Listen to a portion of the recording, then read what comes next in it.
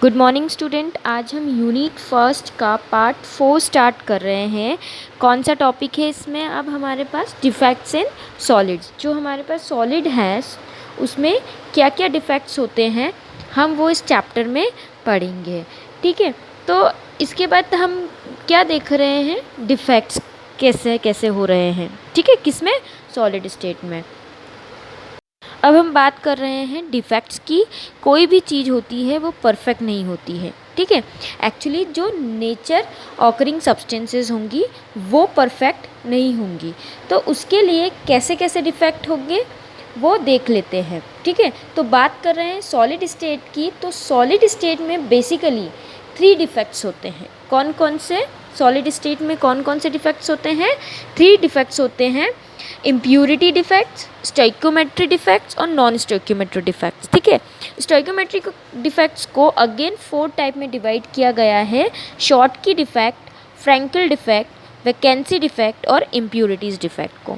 और non stoichiometry defects को 2 further type में डिवाइड किया गया है। कौन कौन से 2 फर्दर टाइप कौन कौन से हैं आपके यहाँ पे?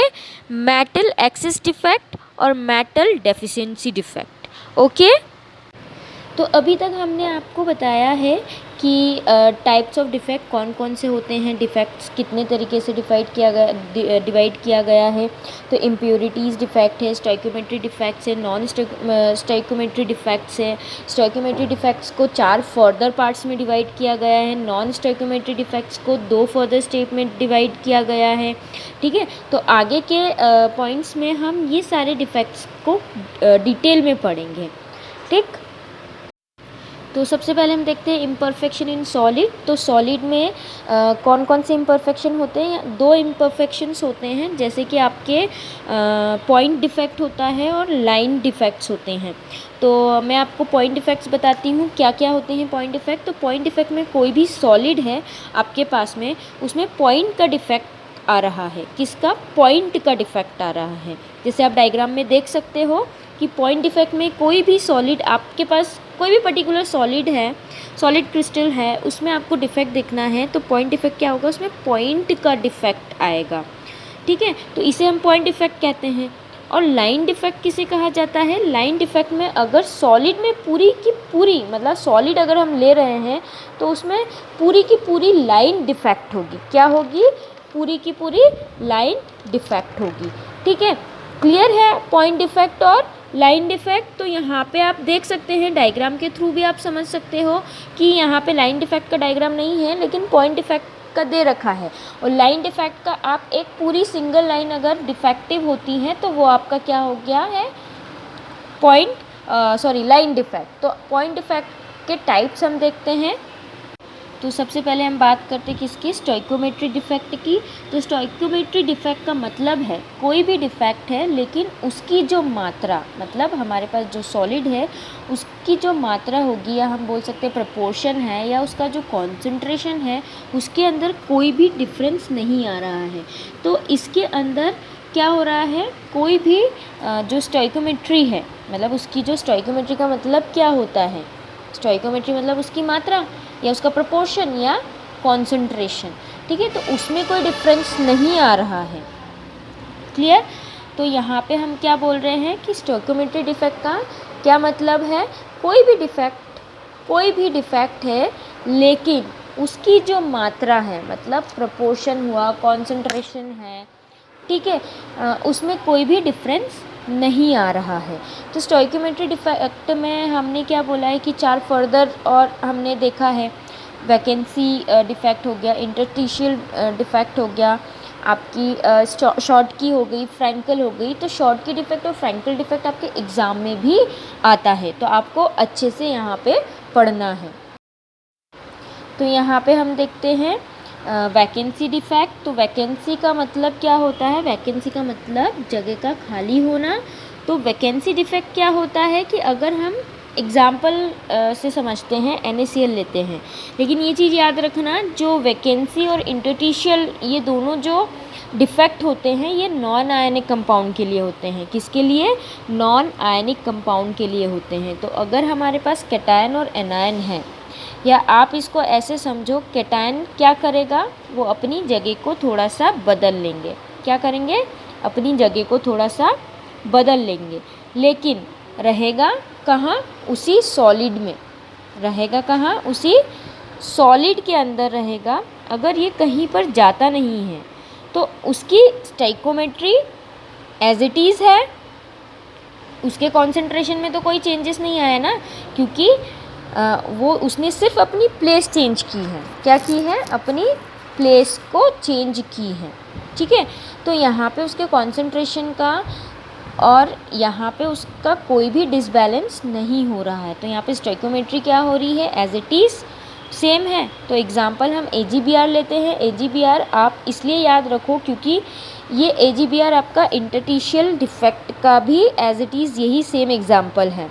ठीक है, तो आपको वैकेंसी डिफेक्ट समझ में आया? क्या होता है कि जब आपके पास दोनों कैटायन और एनायन है तो उसमें से कैटायन क्या करेगा? वो अपनी जगह को थोड़ा सा चेंज कर लेगा। ठीक है, क्लियर है? अब हम बात करते हैं इंटरस्टिशियल डिफेक्ट की। तो इंटरस्टिशियल डिफेक्ट में क्या होता है कि अगर आपका कोई ब्लॉक है सॉलिड का, तो क्या होगा इसमें कैटायन तो मूव करेगा ही, लेकिन एनायन भी अपनी जगह छोड़ देगा और उसकी जगह जहाँ पर कैटायन जाएगा वहीं पर एनायन भी जाएगा। मतलब क्या हो रहा है यहाँ पे? इंटरस्टिशियल डिफेक्ट में क्या हो रहा है? वैकेंसी डिफेक्ट में क्या हुआ था कि कैटायन ने अपनी जगह चेंज कर ली थी, लेकिन उसकी स्टोइकोमेट्री में कोई चेंजेस नहीं आए थे। ठीक है, और same as it is interstitial में थोड़ा सा डिफरेंस ये है कि अगर यहाँ पे कैटायन मूव कर रहा है तो कैटायन के पास में जो एनायन होगा वो भी अपनी जगह चेंज कर लेगा। क्या कर लेगा? वो भी अपनी जगह चेंज कर लेगा। ठीक है, तो इसमें भी सेम स्टोइकोमेट्री में कोई फ़र्क नहीं पड़ता है। इसमें भी सेम स्टोइकोमेट्री में कोई फ़र्क नहीं पड़ता है। मतलब उसका जो कॉन्सेंट्रेशन है या आप प्रपोर्शन बोल सकते हो, जिसे हम मात्रा बोलते हैं, ठीक है, उसमें कोई चेंजेस नहीं होगी। ठीक है, तो ये आपके क्या रहे? वैकेंसी डिफेक्ट और इंटरस्टिशियल डिफेक्ट। ठीक है, आप आपके डायग्राम के थ्रू देख सकते हो और याद रखना, साथ ही साथ में आपको नोट्स भी प्रिपेयर करते जाना है। तो यहाँ पे मैं थोड़ा इंटरस्टिशियल को आपको समझा दूँ तो क्या होता है।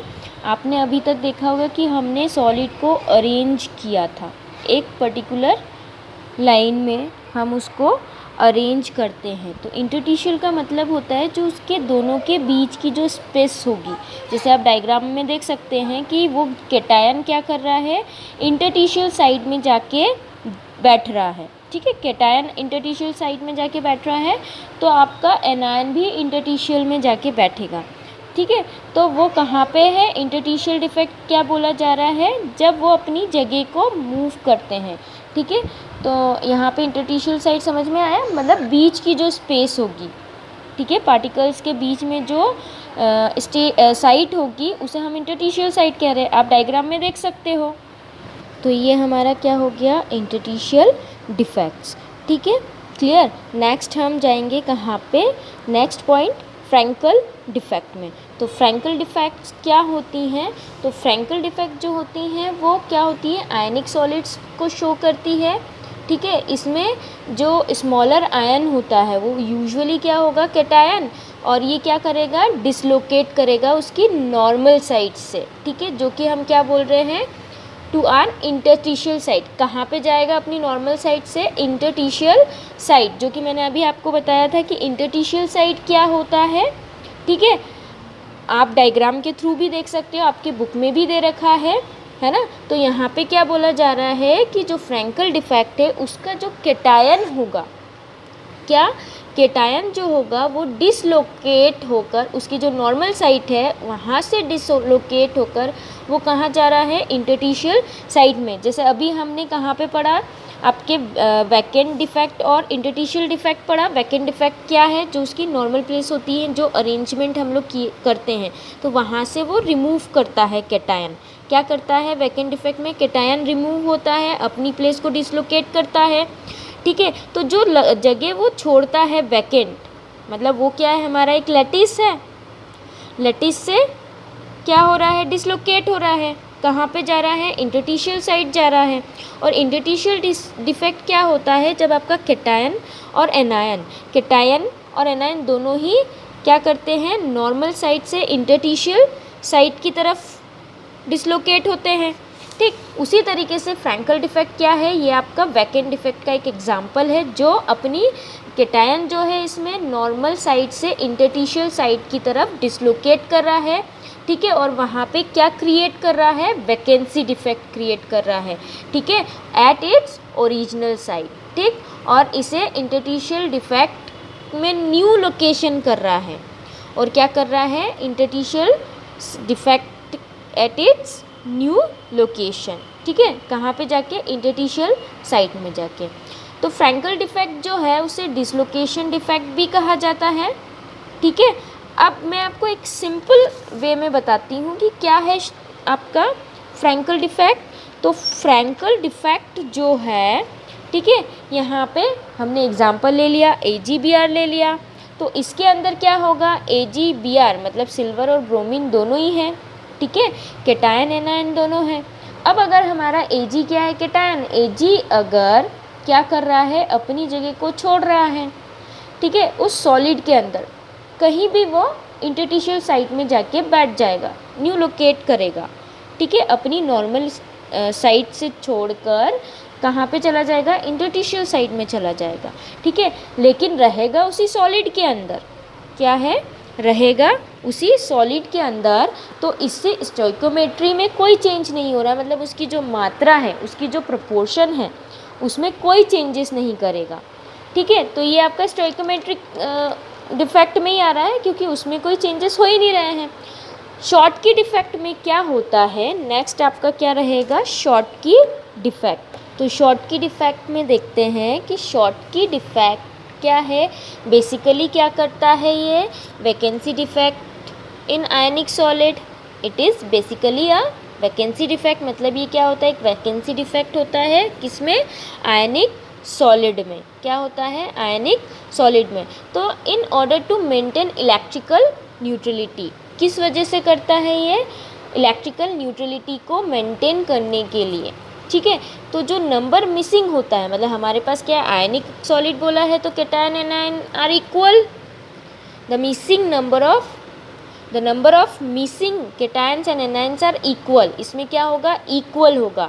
मतलब मेरे कहने का मतलब ये है कि अगर आपका कैटायन वहाँ से रिमूव हो रहा है तो उसके पास जो एनायन होगा, मतलब वहाँ से आपका अगर कैटायन रिमूव हो रहा है तो उसके साथ एक एनायन भी रिमूव होगा। ऐसा क्यों होगा, क्योंकि वहाँ पे हम क्या कर रहे हैं, क्या मेंटेन कर रहे हैं, इलेक्ट्रिकल न्यूट्रलिटी को मेंटेन कर रहे हैं। ठीक है, एक सिंपल, जैसे हमने एक सिंपल वैकेंसी डिफेक्ट लिया है, ठीक है, वैकेंसी डिफेक्ट की तरह है। तो शॉर्टकी डिफेक्ट जो है, इसको क्या करते हैं हम, Schottky defect also decrease the density of the substance.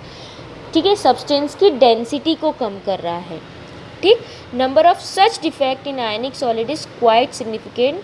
ठीक है, अगर मैं यहाँ पे बात करूँ किसकी, एग्जाम्पल के थ्रू, सिंपल वे में, जैसे मैंने आपको फ्रैंकल डिफेक्ट बताया है, वैसे शॉर्टकी डिफेक्ट भी मैं आपको बहुत सिंपल तरीके से समझा दूँ कि इसमें क्या होगा जब आप एग्जाम्पल लोगे। किसका, एक एग्जाम्पल के थ्रू समझते हैं हम, Ag, इसमें भी AgBr सिमिलर एग्जाम्पल से समझते हैं। ठीक है, तो अपनी जगह अगर हमारे पास जो Ag है, सिल्वर है, वो अपनी जगह छोड़ेगा तो Br भी उसके पीछे पीछे अपनी जगह छोड़ देगा। मतलब अगर वहाँ से कैटायन रिमूव हुआ है तो वहाँ से ब्रोमीन भी रिमूव होगा। ठीक है, तो क्या हो रहा है, जब कैटायन अपनी जगह छोड़ रहा है तो उसके पीछे पीछे उसका साथ कौन दे रहा है, एनायन भी दे रहा है।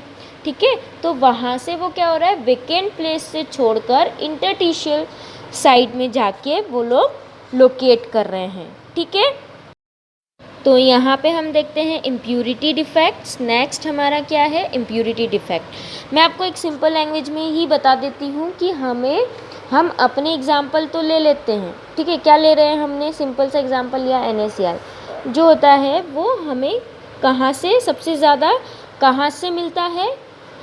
एविडेंटली सी से मिलता है, मतलब समुद्र से मिलता है। और सी में बहुत सी इम्प्योरिटीज़ होती हैं। क्या होती हैं? बहुत सी इम्प्योरिटीज़ होती हैं। ठीक है, अगर हम इवोपरेशन करके उस इम्प्योरिटी को रिमूव करते हैं तब भी उसमें कोई ना कोई इम्प्योरिटी तो होती है। ठीक है, तो जहाँ पे इम्प्योरिटी होगी, ठीक, हमने क्या बोला है, अगर वो इम्प्योरिटी से उसमें इम्प्योरिटी इवोपरेशन करने के बाद भी अगर होती हैं, ठीक है, उसे हम क्या बोल रहे हैं? उस कंपाउंड को इम्प्योरिटी डिफेक्ट। ठीक, तो if molten NaCl containing a little amount of SrCl2 is crystallised. ठीक है, मतलब हम क्या बोल रहे हैं, उसमें जो लिटिल अमाउंट ऑफ क्या कंटेन हो रहा है हमारा? SrCl। ठीक है, तो उसको हम क्रिस्टलाइज्ड करके या वेपराइज्ड करके क्या कर रहे हैं? रिमूव करवाने की कोशिश करते हैं। तो some of the sites of Na+ ion are occupied by कहाँ पे? Sr2+। ठीक है, कुछ जो साइट्स ऑफ क्या होंगी सोडियम की, वहाँ पे क्या पाया जाएगा? Sr2+।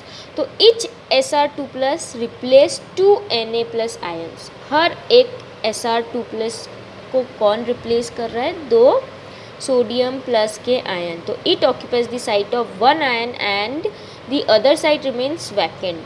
ठीक है, इसकी वजह से क्या हो रहा है, मतलब Sr2+ जो हमारे पास आयन है, ठीक है, उस इम्प्योरिटीज़ में, मतलब हमारे पास जो क्रिस्टल है उसमें SrCl2 के भी क्रिस्टल्स हैं। तो आप देख सकते हो कि सोडियम आयन की जगह कहीं कहीं पे Sr2+ भी वहाँ पे प्रेजेंट है।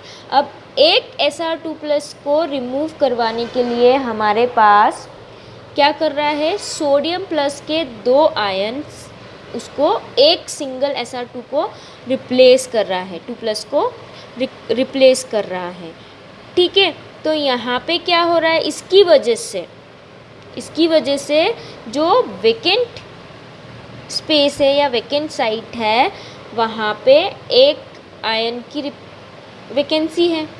ठीक है, तो जो कैटायनिक वैकेंसी होगी वो प्रोड्यूस होगी are equal in number to that of Sr2+ ion.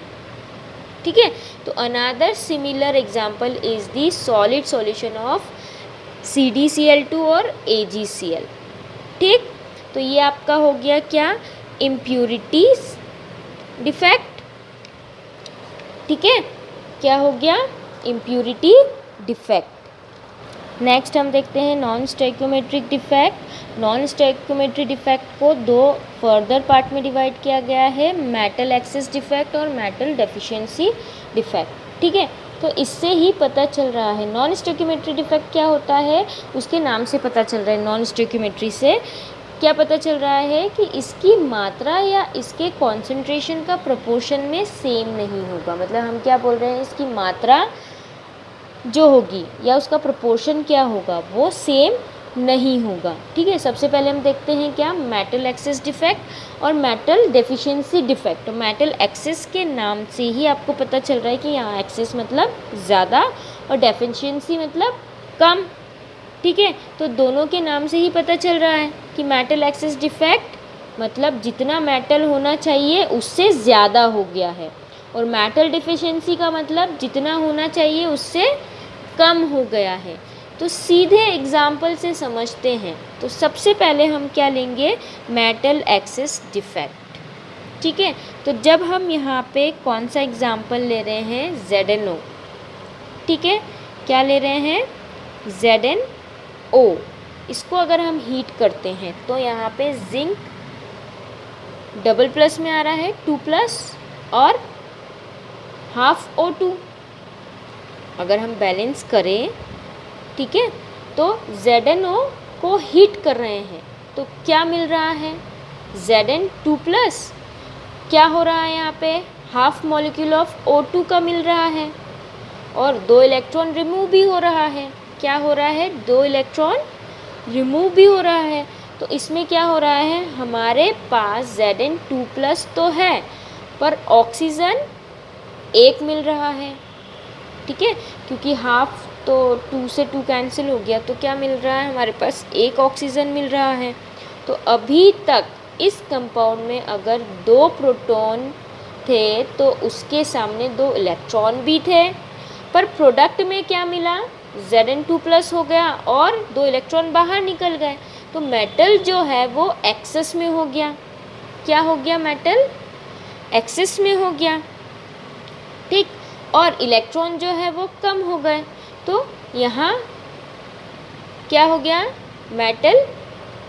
Metallic access defect, क्योंकि मेटल जितना होना चाहिए था उससे ज़्यादा हो गया।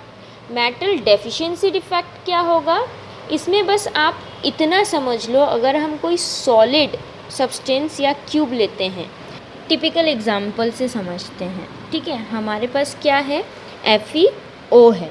क्या है, FeO है, जिसका कंपोजिशन हमें कैसे मिलता है, मोस्टली उसका कंपोजिशन कैसा होता है, Fe 0.95O, और एक्चुअल रेंज उसकी क्या होती है, मतलब इट में एक्चुअल रेंज फ्रॉम, मतलब 0.93 से 0.96 होगा। तो अगर हम इसका क्रिस्टल लेते हैं FeO का, ठीक है, तो क्या होगा, यहाँ पे हमें फेरस ऑक्साइड बना रहे हैं, जैसे FeO मैंने बोला है, हम फेरस ऑक्साइड बना रहे हैं, तो हमें क्या चीज़ चाहिए, Fe3+ की हमें ज़रूरत है। तो Fe3+ की जगह पर क्या हो रहा है, दूसरी मतलब उसकी जगह पर Fe3+ अगर नहीं मिल रहा है, तो यहाँ किसी रिएक्शन के कारण ये कंपाउंड के अंदर Fe3+ की जगह Fe2+ मिल रहा है। तो पहले हमें Fe3+ चाहिए था, लेकिन अब वो क्या बना रहा है, Fe2+ होगा। तो यहाँ क्या हो गया, मेटल की डेफिशिएंसी हो गई, ठीक है। क्या बोला जा रहा है, जो Fe2+ cations are missing and the loss of positive charge is made up by the presence of required number of Fe3+ ions, ठीक है। तो ये आपकी क्या हो गई, मेटल डेफिशिएंसी डिफेक्ट। तो यहाँ पे हमने डिफेक्ट्स देख लिए इस चैप्टर के, ठीक है। इसके बाद हम नेक्स्ट पार्ट में कंडक्टिविटी देखेंगे, ठीक है। तो यहाँ पे मैंने इस पार्ट को ख़त्म किया है, आप लोग नोट्स प्रिपेयर कर लेना है, ठीक, clear. Thank you, have a good day.